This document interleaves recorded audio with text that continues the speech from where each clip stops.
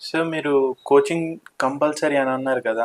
ఎలా ఒక మంచి ఇన్‌స్టిట్యూట్‌ని ఫైండ్ ఔట్ చేయడం ఎలా?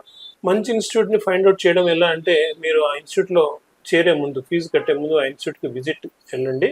అక్కడికి వెళ్ళిన తర్వాత ఫ్యాకల్టీ మెంబర్స్తో మాట్లాడండి. వాళ్ళతో మీరు కనీసం ఒక వారం పాటు ఇంటరాక్ట్ కండి. ఇంటరాక్ట్ అయిన క్రమం లోపల మీకు స్పష్టమైన అవగాహన వస్తుంది whether that institute is taking care of you are not. ఆ ఇన్స్టిట్యూట్లో ఉన్న ఫ్యాకల్టీ కేవలం మనీ మైండెడ్గా కాకుండా, డబ్బు అనేది అందరికీ ముఖ్యమే, ప్రధానమే, ఎవరైనా కష్టపడేది డబ్బు కోసమే. కానీ దానితో పాటు పిల్లల పట్ల ప్యాషనేట్ గా టీచింగ్ చేసే ఫ్యాకల్టీ ఉన్నారా లేరా అనేది మీరు ఆ వారం 10 రోజులు అర్థం చేసుకుని, don't pay lump sum amounts at a time, try to pay minimum amounts స్లోగా. మీకు ఇన్స్టిట్యూట్ కోఆపరేటివ్ గా మీకు ఉపయుక్తంగా ఉంది అని అనుకున్నప్పుడే you go head with further pay. So always first check whether the institute is catering to your needs or not. ప్రతి విద్యార్థికి ఇండివిజువల్ నీడ్స్ వేరు వేరుగా ఉంటాయి. సో ఆ ఇండివిజువల్ విద్యార్థితో అనుగుణంగా ఆ ఫ్యాకల్టీ కానీ ఆ ఇన్స్టిట్యూట్ డైరెక్టర్ కానీ మీకు ఓపెన్ గా, క్లియర్ గా, స్పష్టంగా కోఆపరేట్ చేస్తూ, ఎక్స్ప్లెయిన్ చేస్తూ, ఓపికగా సమయం తీసుకుని చేస్తున్నారా లేదా అనేది మీరు అవగాహన చేసుకుని ముందుకెళ్ళండి. ఒకేసారి లక్షల లోపల ఆ ఇన్స్టిట్యూట్ లో డబ్బులు కట్టేస్తే అక్కడ ఉండే వందలాది మంది పిల్లల లోపల you will not be able to learn anything.